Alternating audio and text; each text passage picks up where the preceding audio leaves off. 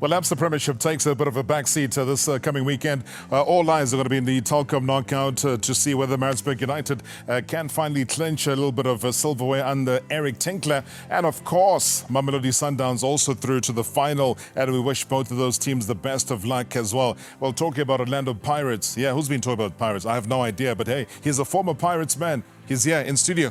Hey, Debza, good to see you. Thank you, Robbie. Let me say good evening to you and good evening to the viewers. Yeah, I mean, you're a big-time owner now, hey? I see on your jacket there's a new club. Quickly fill me in about that. Yeah, Robbie, you know, once we realized that there's talent in Alex, and we decided to go into a partnership with one of my friends, and we bought the Alexandra United franchise. But what's the bigger plan, though? Because I know that you don't just go into partnership here. You also with somebody who financially is quite strong and has got a bigger vision in terms of what they want to do with the team as well. Give me a little bit about that vision. Yeah, we want to create opportunities for the youngsters in Alex. Some time back when I was with Nike, and doing the talent scout in Alex, I realized that the talent that is in Alex is going into waste, and we needed to help these youngsters to know that there's someone out there that can help them to realize their potential and their dreams. And that is when we went and we explored into the Alex community. And also the most important thing, with the magnitude that Alex has produced of players, it's about time that they get a team into the NFD or the PSL, because there's a lot of talent there in Alex that goes to waste. And that's when my partner realized that there's an opportunity for us to go in there and harness the talent that is in there. And we normally see, especially, you know, about my money period games, where people just gather around literally every year to look at raw talent. Doesn't matter if they're playing on a blade of grass, they're playing on gravel. The bottom line is that football does get played. So the bigger vision, I would imagine, get into Glad Africa Championship is then hopefully to try get into the Premier Soccer League. Funds are not a problem, eh? Pockets are heavy there, Debza. No, Robbie, it's challenging. Yeah. You know, it's challenging to run a team, especially in the ABC League, where there's no grants or there's no sponsorship. But like I said, I've got a guy that is behind us, that is willing to invest into this project that we have, and to make sure that the talent that is in Alex, it doesn't go to waste, because of a lot of kids don't see the potential that they have in them. And not only, you know, in football, he also wants to help them if they get good grades and they're footballers. You know, not everybody can make it in football. So he also wants to open opportunities for them to go into his company and see if he can help them to work in the corporate world. Oh, beautiful. I mean, some form of an academy structure where you're also helping kids go through a learnership and also be able to play football. That is always an exciting aspect. We're going to touch here, there and everywhere else. Do get in touch with us on social media. Hashtag MarawaTV. Get the conversation going because we'll talk about the local football front. We'll talk about UEFA Champions League. As you know, that it's done and dusted. We're going to be going to a big draw come Monday in Switzerland where we're going to find out who's going to be playing against who. It's going to be a seeded type thing, top of the table. They get to be seeded, getting to play now against the unseeded teams that came number 2 as well. But they've got to try and avoid, you know, you can't get a Tottenham playing against a Manchester City. And obviously that's not going to be happening. So they've got to try find a way of doing that. But it's an exciting time as far as UEFA Champions League is concerned. We talked a little bit about the Telkom knockout. We'll talk about the top stories. Tade! Hey! Everyone's asking me, what happened to Tade? He's gone. He's disappeared. Oh, Tambo, gone on the flight, gone back home. Have you heard anything? Have you seen him? I've seen him. Yeah. And I'm fortunate to have played in South America. So, Robs, there was a player that I played with, Gustavo, in Colombia. He did a Tade on us when I was with Onsa Canlas. And they had to meet up with his family to get him back, because of, you need to understand that Argentinians, they're very, very sensitive players. They really want to see themselves week in, week out on that field playing. So it doesn't surprise me when he has. But he was playing week in and week out at Amazulu. Yeah, at Amazulu, but he wanted to play for a bigger team like Sundowns where he can really stake his claim. But, like I'm telling you about South Americans, being injured or not being injured, they really want to go into that field. And we know that at Sundowns, you have to be 100% ready and 100% fit to be able to play. But I guess maybe there was a misunderstanding between him and the coach that he can't play if you are injured.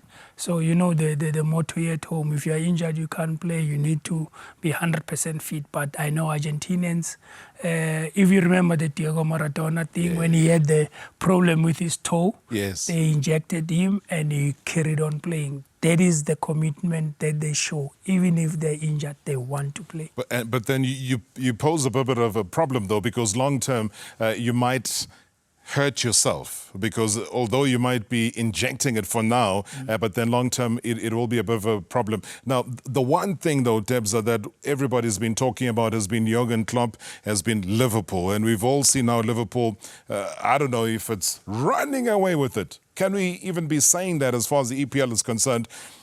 What do you think? Are they running away with it? Can they come unstuck, especially in the festive season now that the games are going to be back to back to back to back? Yeah, Ruby, that's a good question, because I'm also worried that once they get into the group stages of the Champions League, will they be able to maintain, the type of form that they're showing in the EPL? As we've seen previously when they were challenging for the Premiership title and challenging for the Championship Cup, they had to let go of one. Yeah. They can't focus on both. So this time around, it is very challenging for them to see that can they be able to get a double. Yeah. As I was just saying that, we'll have a look at the results while we chat about the UEFA Champions League as well, because I think both Tuesday and Wednesday gave us a bit of a breathing space. Ajax coming a little bit unstuck, though it was a wonderful fairy tale run that they had last season. They were not able to duplicate that going into this season here, coming unstuck. They needed a victory there, Debza. And once again, if it's a young team, and that's what Ajax Amsterdam all about, they're about infusing young players, and if you sell off one or two, then maybe the spine of the team gets lost, and you can't really replicate that you did last season. Yeah, but what is so inspiring, Robbie, is that they're giving youngsters a chance. Yeah. You look at here at home and then you'll be told that he's a youngster, he can't perform. But how will you know if you don't throw him into the deep end? And that is the nicest part about Ajax. They throw those youngsters in. And like you say, that if you sell one or two, because that's how they survive, the ones that come in to replace the ones that you've sold, can they do the job? Do they need some more time or enough time to be able to gel with the other players? So for me, it's back to the drawing board for them. And it's not a train smash, because we saw what they can do when they have the correct players and the right mentality of the young players showcasing what they can do. All right, so we were talking about Liverpool just a short while ago, and it's one of those shows here today where we get to keep in touch with what's been happening in the beautiful game of football. Jurgen Klopp, though, chatting to the media post the game this week. Mo scored arguably his most difficult chance of the evening. I just wonder, how do you explain that finish from where he was? Thank God I don't have to. So now one time back, it was for sure the most difficult situation he had tonight, but that's exactly what I said about the team. He played really well, but didn't score with situations we would expect him usually to score. And then staying on track and making such a decisive and very difficult finish. All right, Virgil van Dijk is one player, Debza, that every time I see him play, the commitment and the fact that he's been sitting almost, shoulder to shoulder, thigh to thigh, knee to knee, with the likes of Lionel Messi as well as Cristiano Ronaldo, either vying for a FIFA best or vying for a Ballon d'Or. He's being talked about that highly. What have you made of his career so far, and especially the way that it's shot up since joining Liverpool? Yeah, he's someone that gives stability, gives confidence to the players. We've seen without him at times, Liverpool, they are found in 6s and 7s. And for me, coming to the EPL has done him a lot of good because of not did we not know about him, but now we know who Van Dijk is. And for the mere fact that he's up there with the good players like Lionel Messi and Cristiano Ronaldo vying for the Ballon d'Or, you know, it tells you a lot about the quality of the player. And it tells you that he is someone that Klopp has built his team around. And without him, they will really, really struggle. You know, like you say that will they be able to run away with both cups? So should they get an injury or should he get injured, will they be able to replace him? Will they still be the same Liverpool that we know of? You know, it's question marks. That's why I'm saying that let's see once they get into the knockout stages, will they be able to keep the momentum? Because of a player like Van Dijk, you cannot do without. All right. Talking about Virgil van Dijk, let's quickly get his thoughts as well when he spoke to the media post the match this week. I think it says a lot about the quality we have, first of all. I think it's tough to come here. Obviously, the chance of a lifetime to go through to the knockout stages. We knew what to expect, especially in the beginning was tough.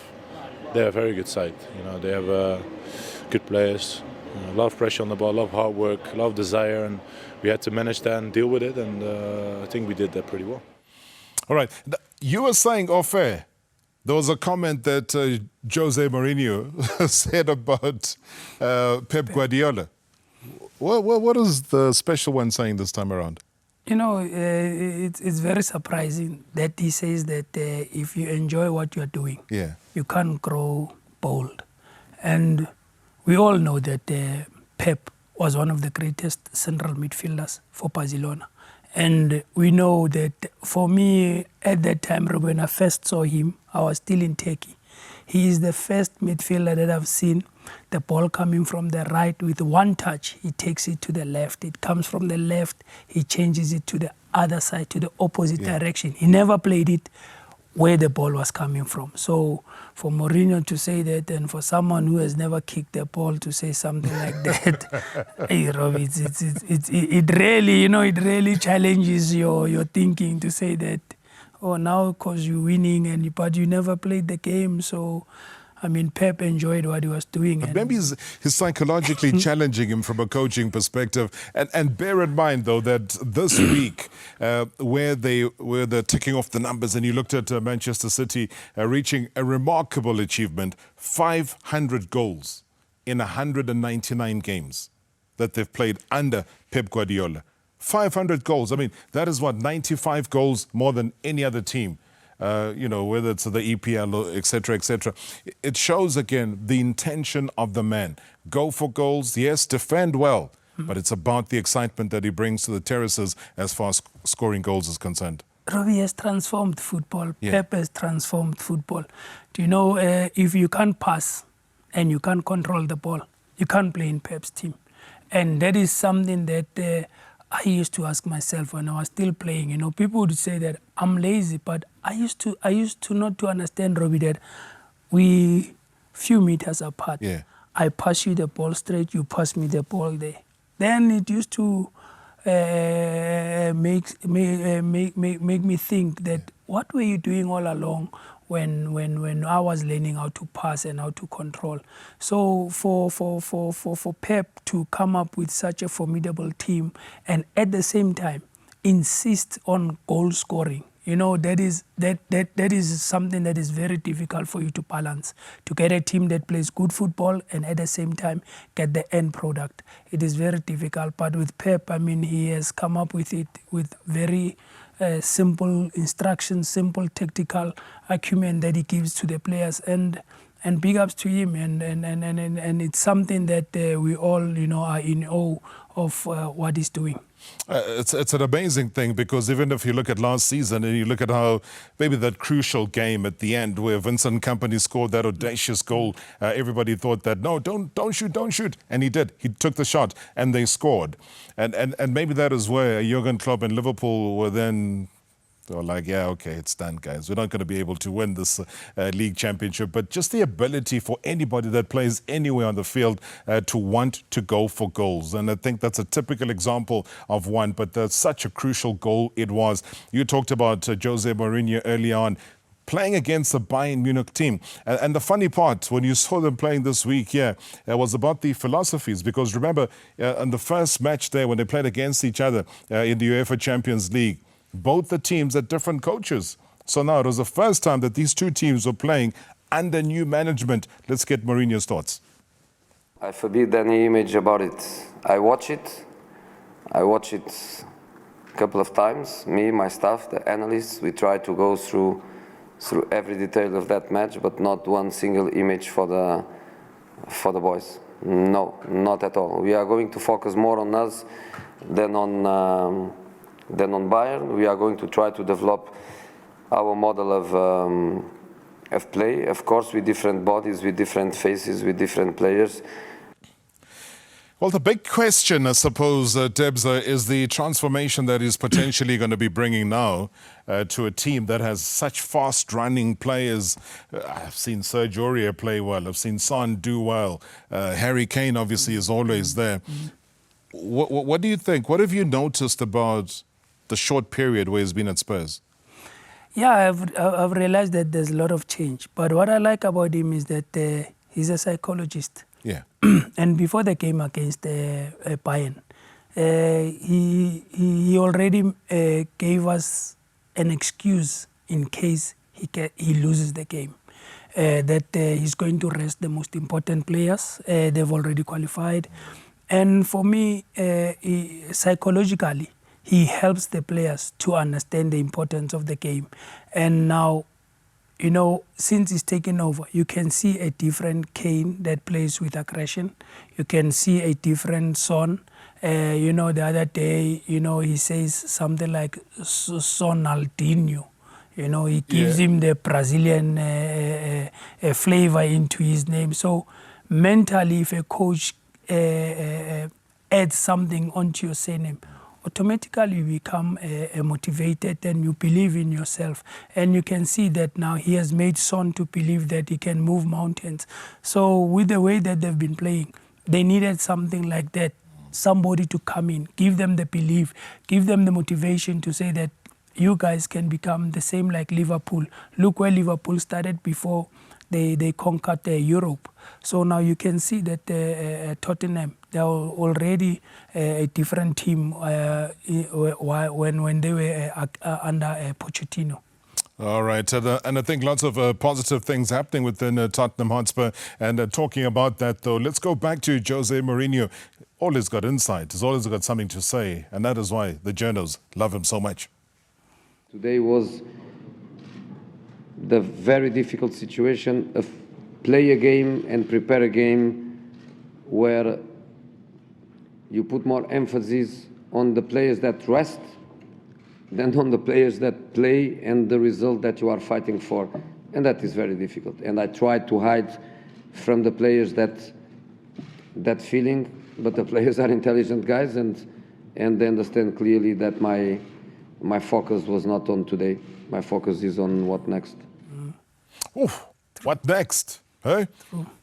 You did say a little bit of a psychologist as well. Now, for me, what Teboho was talking about earlier on, he was talking about where are the youngsters, especially within South African football. Then you get Barcelona, who have Ansu Fati.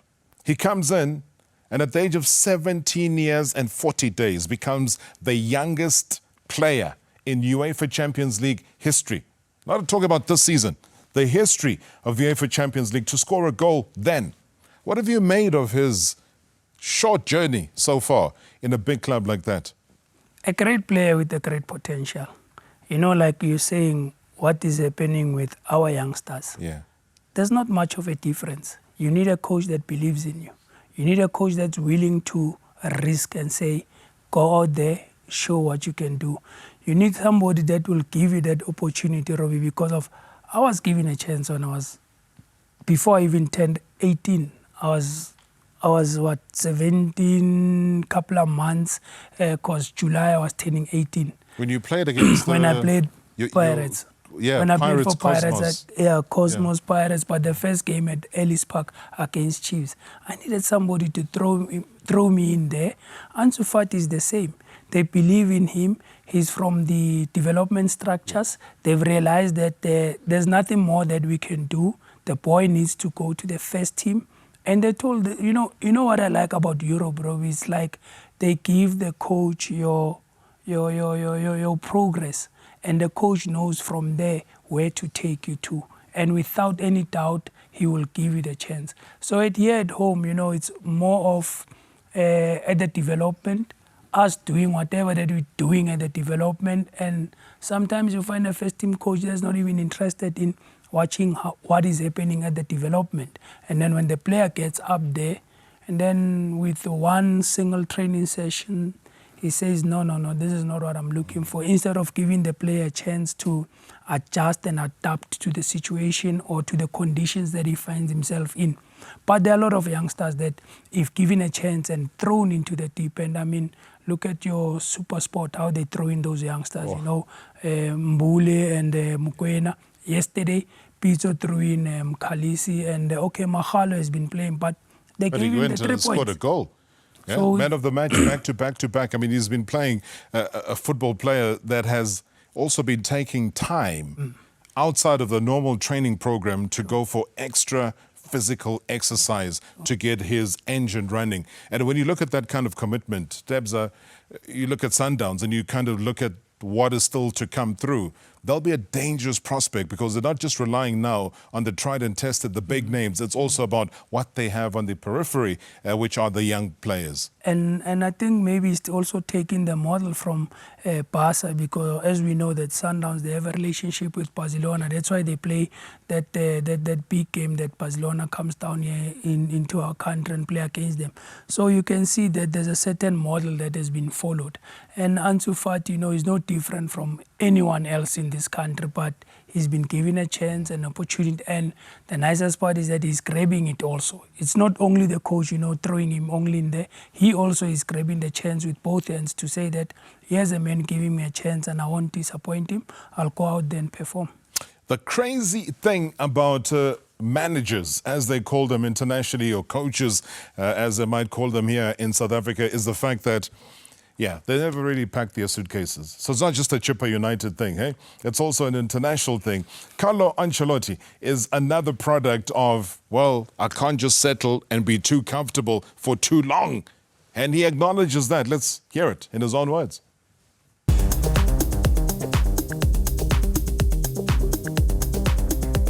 Io credo che la valligia per un allenatore è sempre pronta.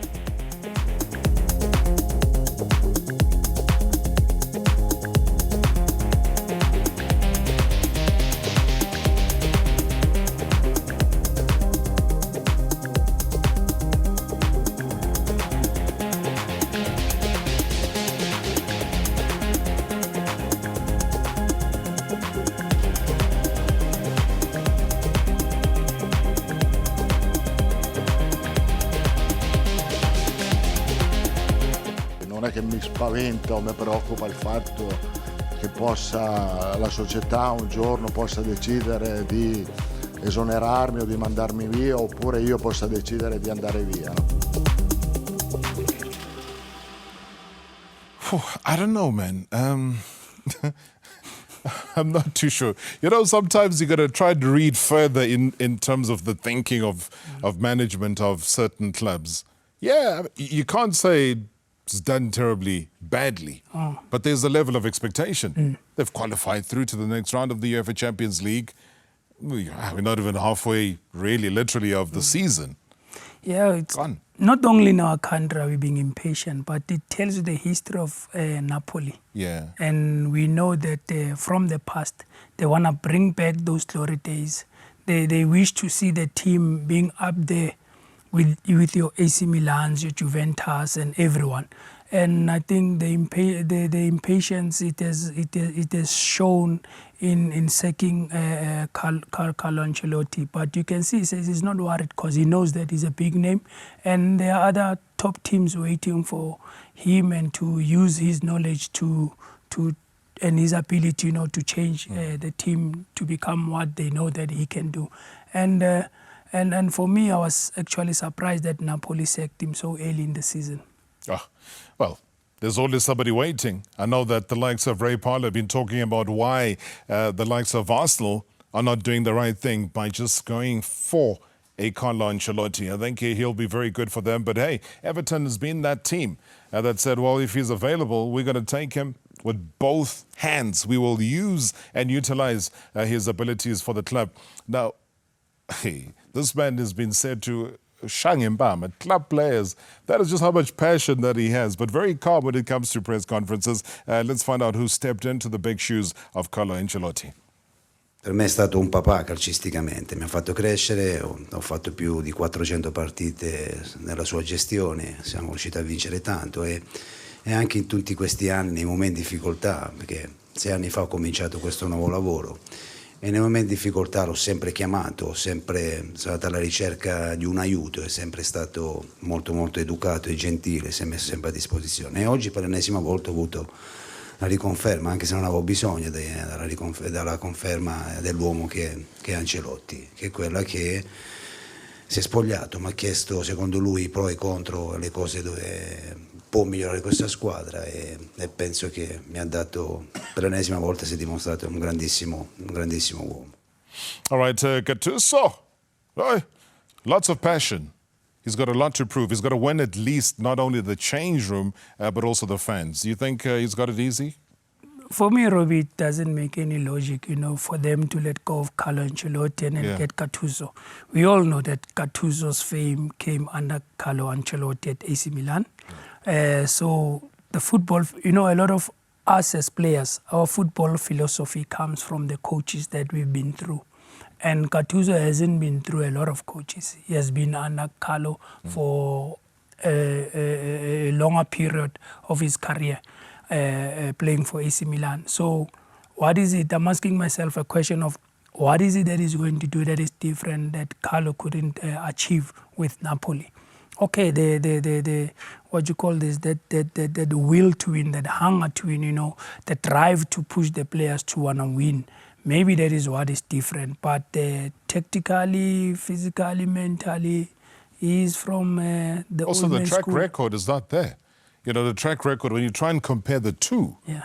it's chalk and cheese. Yes, younger, yes, ambitious. Yes, he's got the drive, he's got the passion. But when you look at the track record and you look at the achievement record, you can't even begin to compare here.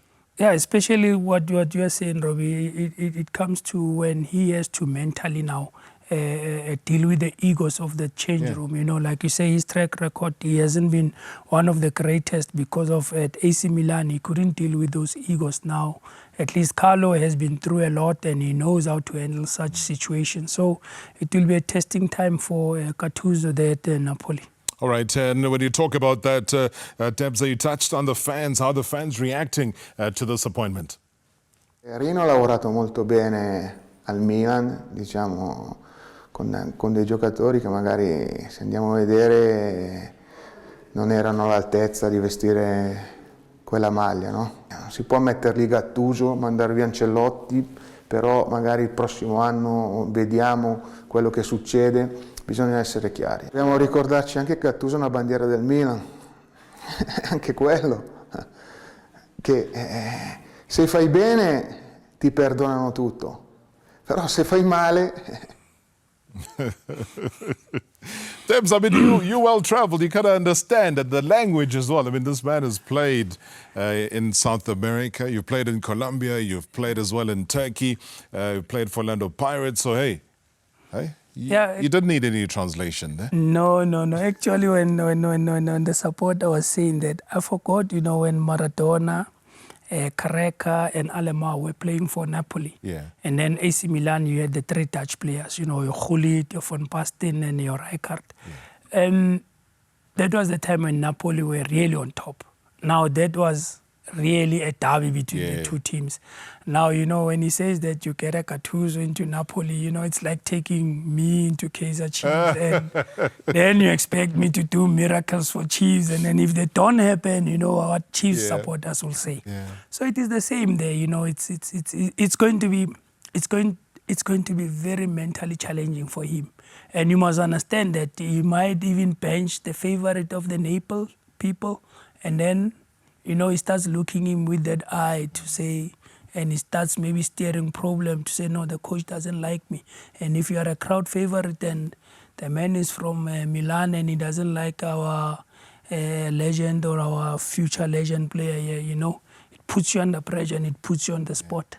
All right, let's quickly wrap as far as UEFA Champions League is concerned, and maybe get your honest, frank thoughts again, Debs, with regards to who do you think has it within them to go all the way through to the final? I mean, we saw Liverpool lifting it. It's been a long time coming through for them. We saw Paris Saint-Germain. I mean, they've had a fantastic run. They're qualifying unbeaten in a Group A, and they will take solace from that. I mean, it's a star-studded team. It's a case of who rocks up, who pitches up on the day, and they showed again this season that they've got every single bit going for them. What have you made of their run-up so far? Robbie, for me, Paris Saint-Germain and Real Madrid, and Barcelona. Those are the three teams that would be up there with Liverpool, challenging to get to the final. As we know that Barcelona, the history has it, they have to be in that final. Real Madrid, we know how much they want to reclaim the trophy back. And then you look at the PSG players, you look your Mbappe and you look at Neymar yesterday, and then you look at Cavallo when he came on, they even gave him a chance to say, there's a penalty, score it also, it must be in the score sheet. So you look at the rapport between the players, the understanding and the importance of wanting to get everybody confidently into the playing rhythm and understanding how important it is for us as PSG to go to the Champions League final, because last season we disappointed our supporters.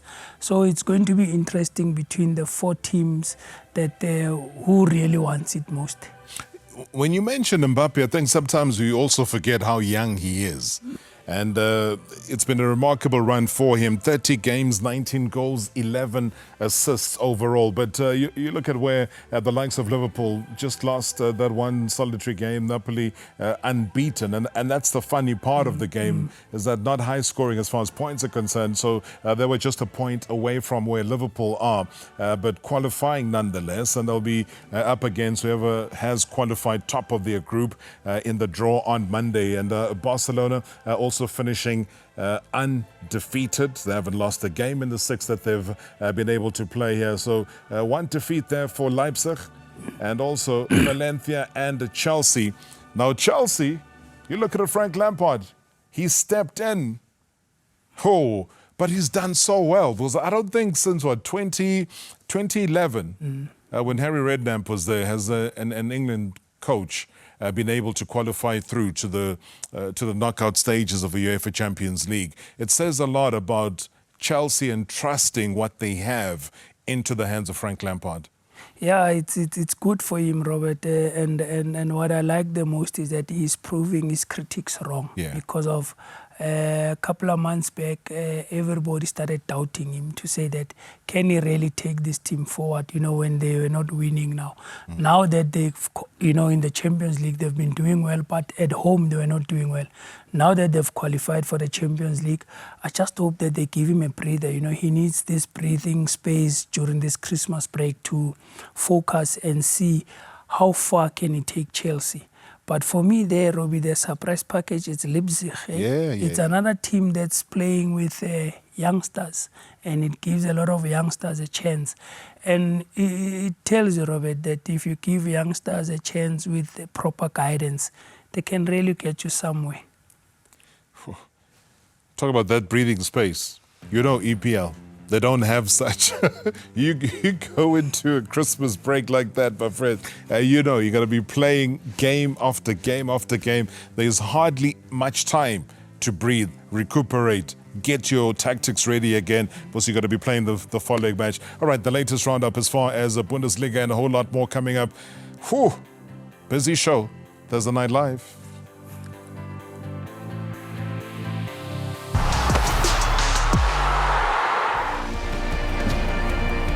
Champions are beaten, and Borussia Mönchengladbach have strengthened their position. A game that has captured the imagination of football fans across Germany and around the world. Borussia Mönchengladbach top of the table and 4 points clear of today's opponents, Bayern München. Now Bayern must respond quickly. It's shaping up to be one of the most exciting and unpredictable title races for years. Well, this is always a fascinating clash, but one of the most iconic rivalries in the Bundesliga. That's a poor clearance. Goretzka has kept it alive, and it's stabbed wide by Müller. How did it not go in? Coman. Space here for Lewandowski! So close, he knew exactly what he wanted to do. Kingsley Coman, it's an inviting cross, only as far as Müller! Good save by Sommer, had to get down so quickly. Now Kimmich. It's a great run by Joshua Kimmich! Oh, and as it squirmed in! No, says the referee. That could be the difference between winning and losing. Everything but the goals for Bayern München so far. The record champions have dominated the league leaders, but they have not found a breakthrough. 45 minutes that will help in some small way to shape this season's title race. Perisic in space. Will he go for the shot? It's Müller. Perisic! And it's squeezed in! Bayern finally have the goal that their domination warrants. They went the long way round. Ivan Perisic, who has made the breakthrough.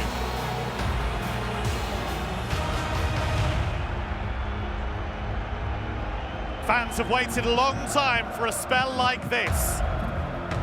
Finally it's arrived. Hoffmann will take the corner. He's got good shape on it! And headed in! And it is Bensebaini who finds the equaliser. Gladbach have been second best all afternoon long, but they found an answer, and it's 1-1. Hermann, big chance all the way across. Fleet-footed run here by Hermann. Options left and right. It might come for Thuram, and the referee points to the spot. Javi Martinez sent off, and Borussia Mönchengladbach are going to have a chance in stoppage time to win the game. Huge pressure on his shoulders. Manuel Neuer. The title race could be shaped by this moment. And he scores! Borussia Mönchengladbach, the league leaders, have the advantage against the record champions.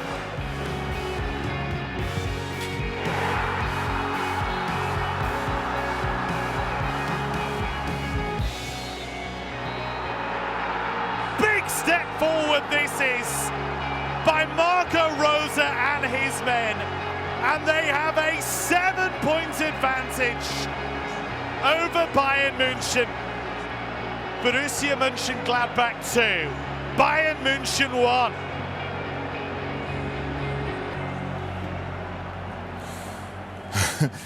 There's something about, I don't know, inconsistency, though, when you look at a team that's been able to have a streak of about 17 back-to-back games and beaten. But Bayern Munich, I mean, they look strong. The Mönchengladbachs of this world, as we saw over the weekend, proving once again that they can be toppled. I mean, I don't know what you make of this league race so far in the Bundesliga. Robbie, it's a never say die attitude in Germany. Do you know, if you look at the German football history, you know, at some point you had Kaiserslautern, now you had, when Steven Pienaar was there, you had Borussia Dortmund, you know, running rigs and winning everything. Now, from Bayern Munich, you get Mönchengladbach. You know, it tells you that the never say die attitude of each and every coach that coaches in that league. That's what makes it interesting and so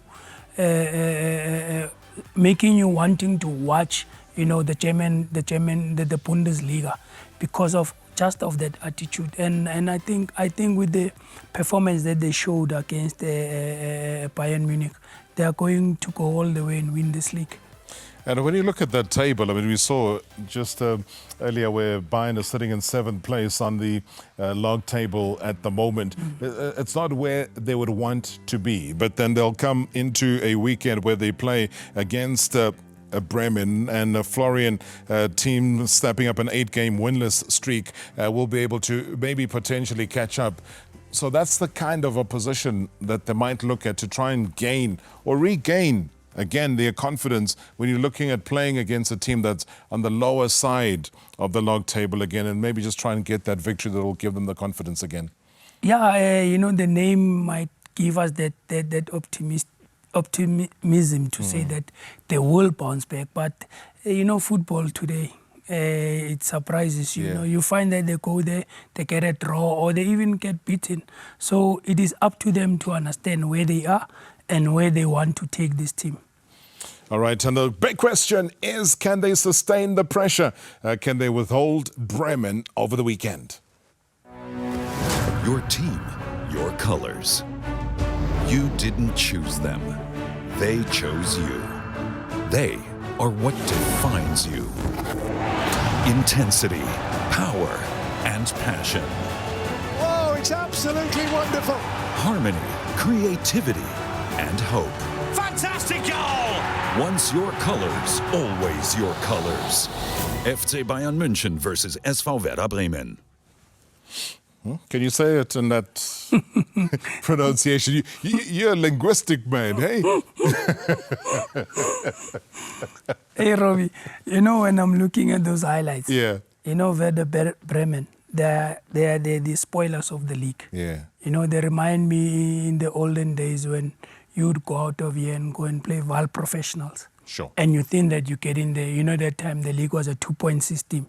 You think you'll get your 2 points there or you get your 1 point. Then you come back empty-handed. So this is a one team that I really don't see Bayern München, you know, getting all 3 points away from them. Even if they're playing at home. I don't see at all. Those are spoilers, Robbie. So despite the form of Lewandowski right now, not? That green and white team are spoilers, Robbie. They spoil what, you know, they've spoiled so many parties in Germany, and they've known to be the spoilers of the Bundesliga. What about Wolfsburg, though? I mean, every time we've been talking about what's happening within the Bundesliga, it's a case of another tough weekend for them. Check this out. It's cold outside, but they're turning up the heat. He is a predator. Wolfsburg at boiling point. They are on fire. And their march to the top of the Bundesliga continues apace. Gladbach's best start in 32 years. A fiery showdown. VfL Wolfsburg versus Borussia Mönchengladbach. Oh, all right. Tough game here because Mönchengladbach, like we said, are top in the table. Wolfsburg, again, is not a team to be sneezed at. And I don't know, maybe quick thoughts about that one, Debza? Yeah, Borussia Mönchengladbach, for me, the Pirates of the German league. You know, when we went there to go and do my license for coaching in Germany, I had a chance to go and watch them play, and I had a chance to be seated amongst those supporters of the team. Those people are your 12th and 13th player for the team. Wow. So it is not surprising that you see them perform the way they do, the players giving their 100% effort and they give their all. Those supporters will be all over VW when they play there. All right, I'm not going to push you for a prediction because I think you've already given and committed yourself enough here for tonight, Debza. Let's have a quick chat, though, because I'm sure a lot of people that are watching now would want your opinion from the local perspective. So let's spend a little bit of time on your team, former team, because you got another team now. I don't want to get you into trouble because your badge says one thing, so I don't want to give you a team that you played for way back in the day. But Orlando Pirates, all right, Milutin Sredojevic, gone, right? He goes to Egypt. The fact that he's gone from Egypt is another story. We'll wait for him to come and sit on this couch so that he can tell his side of the story regarding that. Rulani Mkwede is brought in as a stand-in coach, and we know he's a stand-in coach, so there is no argument about that. Mm-hmm. But out of the blue, and it's a massive surprise for a lot of people, unless you had insight with the fact that JZ was coming in to take charge now, to take charge of the team. And the first thing any true supporter will do is have a look at the record of the incoming coach. And I don't think too many people have been saying or raving about what it is. But we've just come out of highlights of the German Bundesliga. Okay. Everybody's been watching the Chiefs and seeing that there's a German coach in Ernst Middendorp. He was here the other week. And we were talking tactics. We were talking about how he's been able to bring structure. He's been able to bring a Castro. He's been able to bring a Katsande back into form. And how they've been playing, you know, with Tumakokota piano as well. And he's been... My friend. Exactly. I call you my friend. My friend. How are you, my friend? So there's a German approach that is working. And then Orlando Pirates kind of go the same route. I don't know if you expected it. Firstly, just your impressions about the change of coaching personnel there. Robbie, let me take you back to history. You know, whenever I have to say anything about Pirates, I look at the history of the team. You know, 1973, we had a Tony Sanderson that nobody knew about, but he gave Pirates a clean sweep. Yeah. Pirates was unbeatable. Then you go to my era. We had Jeff Hudson. Yes. Nobody knew anything about Jeff Hudson. He changed us. He made us one of the best teams that time, and we challenged Chiefs. Yeah. And I think during the Jeff Hudson tenure, that's when we beat Chiefs. That was the first time we managed to beat Chiefs after the 1988 Pop Safe Cup final. Right. Now you come back, the treble and the double treble, you had a Rudy Kroll. Okay, we had his record. Yeah. But now if you look at a Jeff Hudson, sorry, and you look at you said it's Jay-Z. JZ. Yeah, JZ. Yeah. So I'm optimistic to say that if a Jeff Hudson could come in and shake up things and really take us from where we used to be to where we are today, because of he set the foundation, because the chairman at the time had just came back into the team and he brought in this coach with him. So now here's another coach. Let's see what he can do. You know, okay, the track record is not so great, but let's give a man a chance. Let's see what he can do. Let's support him, and let's wait for the results to come. Would you say it falls into the lines of a Vladimir Vermasovic, you know, people that would not have been so much known locally, but then came through, shook Kaizer Chiefs up, came through, shook Orlando Pirates up, etc. Is it somewhere along the line, or was it not enough to try and give somebody who had been second in command to Micho, for example, to say, Rulani, take charge, well, at least until the end of the season? Or was he exposed already enough now for the chairman to come through and say, maybe not, maybe we need somebody else? My thinking is that the turning point, I think, was in Polokwane, because there's rumors that the bus had to be escorted out of the stadium. Yeah. So now, you know, once you get into that situation and you look at the future of Rulani, now you try and save such a situation, because of, if it boils down to supporters now paying for the coach's blood, and at that time he's a standing coach, you want him to grow, you want him to learn. You don't want him now to take a step back because of certain bad incidences that he would be experiencing at an early age of his coaching career. So maybe because of that, the chairman realized that I need to step in and save the young man's career so that he can continue to learn, and then in future he understands that if you don't get results with his team, this is what happens. But by then he has now grown into a good coach, and he's got experience under his belt. Then he can carry on with the job that he's been tasked to do. Okay, you know where that leaves me. All right, we're going to take a quick break. But what Debs is saying, hey, I'm not too sure, man. I start to think about his journey as a coach. I start to think about his loyalty to Orlando Pirates. I start to think about the famous jersey number 15 at Kaizer Chiefs, Dr. Kumalu's loyalty to Kaizer Chiefs. And I look at Rulani Mkwena, and yeah, sure, Rulani didn't play at that level that the two gentlemen that I've mentioned played at, but it's a case of what next? Hey, if you've been given just a little sniff at the job, at the top job at Orlando Pirates, are you now going to sit back and be second in command again? I'm not too sure. I'm not too sure about that, but stick around after the break. I'll press Debs on that one.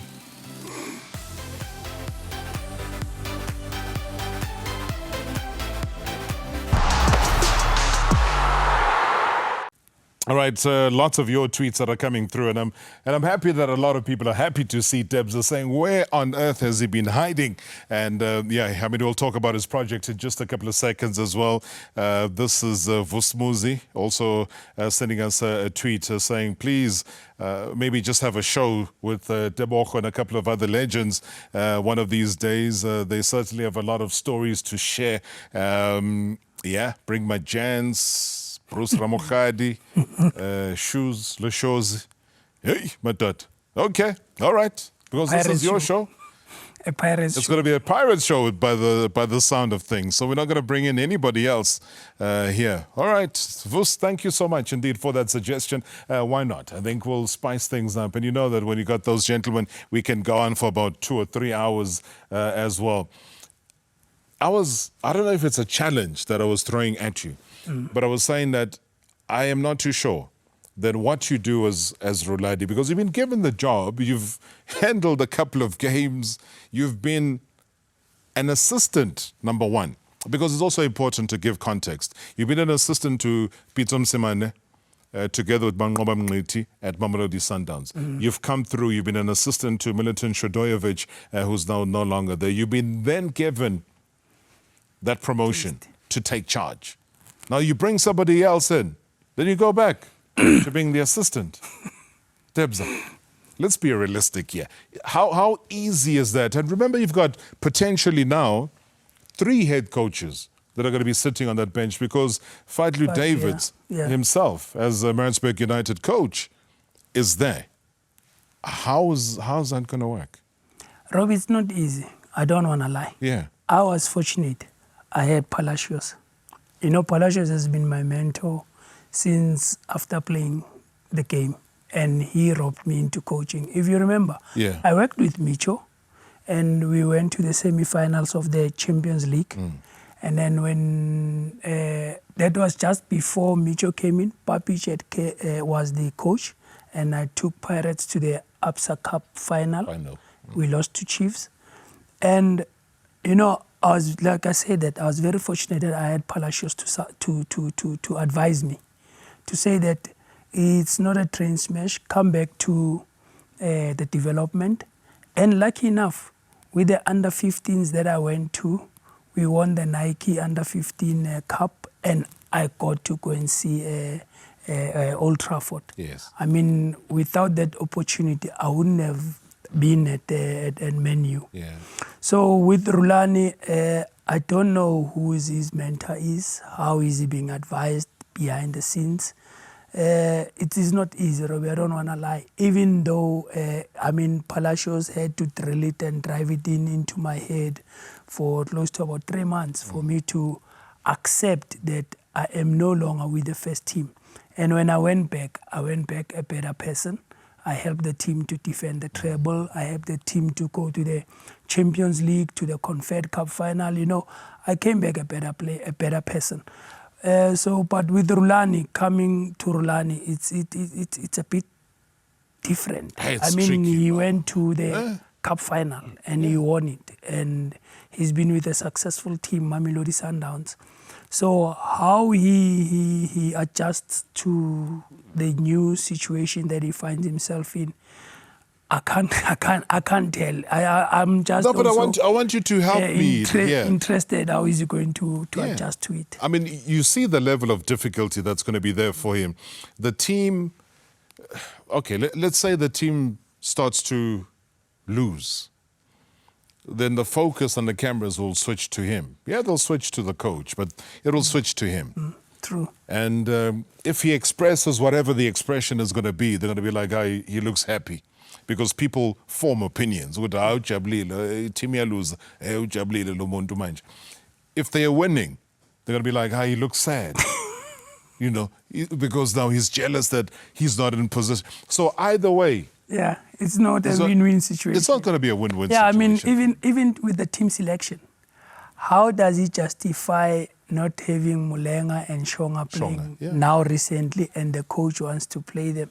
And how does he also justify the changes, maybe like the coach brings in your Justice Shabalala, and he didn't have a chance to play him? You know, that's why I say it's going to be an interesting time for him on the bench because of, and also the coach. Will the coach allow him to stand up and bark instruction, or is a coach like a VV?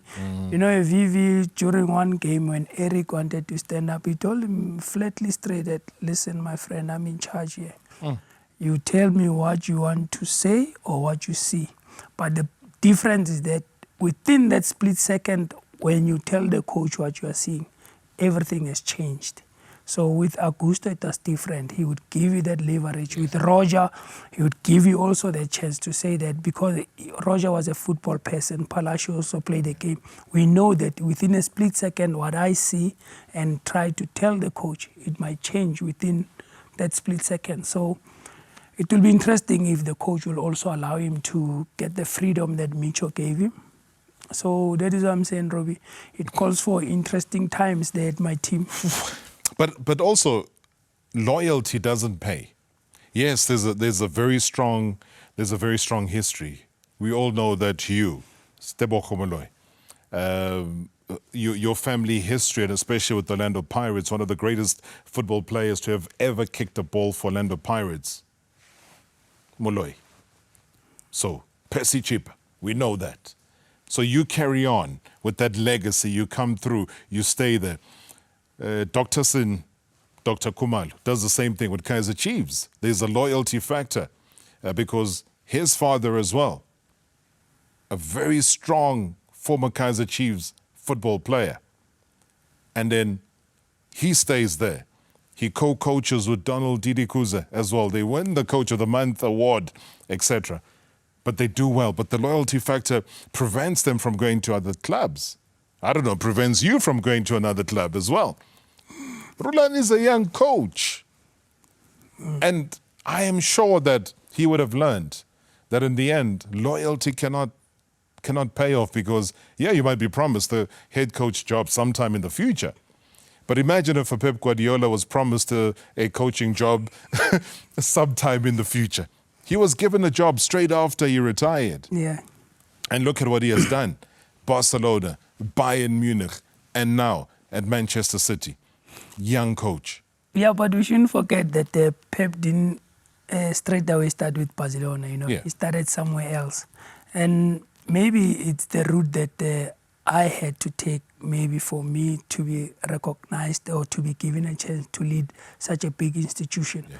Because of people have this perception that my dress code, the way I express myself, those are a couple of things that I need to change. And I'm saying, Robbie, if I'm good enough for the job, why must I change the way I am? Because of it is not what you see. It must be what I can offer, what I can do. So maybe cheaper, I didn't do enough, even though I know that in 3 months I got the Coach of the Month award. You never know, Robbie, where my current situation might take me. You never know that. Your current situation is what we're very interested in here, very quickly before we disappear, because that project in Alex is something exciting. You get to be now as a part owner of the team with AJ. Being able to take the team forward. I mean, I've seen the logo, fantastic logo that is there. The wings of a football team are there. You want to fly, you want to soar, you want to become something great. You've established yourself now in 2019. There's a strong team. We've got a lovely photo as well of just the gathering of the group of the players and some of the staff that is there overall. Just the bigger vision, because you're a big proponent of allowing the youngsters, the raw talent, being an expressive football player yourself. Do you allow that in today's modern game? When Bambi Paul, Shaya 1 or 2, allow the other players to do what they can do? I wish you can come watch this team play, Rob. You'll enjoy watching them play. You'll enjoy football. They express themselves, they play the type of football that you want to see. And the nicest part is that we have a young coach there, Mxolisi Mngomezulu, who's taking charge of the team. And I'm more now going into the office role, you know. And I'm happy that, Lucas is saying that not all of us can coach.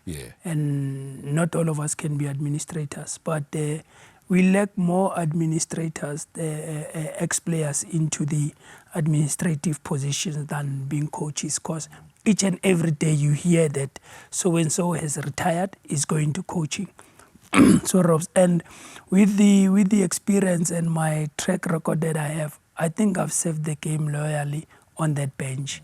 Now maybe it's time for me to venture into office and see that when I talk to a coach, at least he'll respect that the man was once there. Now he knows what he's talking about. So starting from the second round of the season, I'll be more into the office side of things and try to see what is it that we can help to take this team further higher. Because, I look up to Jay, that, he stopped coaching and he's running his own thing. So why is it that I can't go into office and also do the same thing? All right. Well, you heard it right here on the show for the very first time. He's going to be taking up an office role. So if ever you need some aircon, Baba, for that office and things start getting a bit hot, you know where to come through to, so we can try it and sort things out. The legendary Teboho, thank you so much for coming through, Baba. Really, really appreciate your presence here on the show. Your insight, invaluable. Thanks, Robbie, and I hope it's not the last time. No, it can't be the last time. Like we said, we're still going to bring you back. We'll bring the other guys back. Let's have a good time. Today was just a fantastic opportunity to spread our wings as well and look at football globally, look at the different leagues, look at UEFA Champions League, look at what's happening locally, especially with the Orlando Pirates. He's given his honest opinion about it all. We'll catch you next week.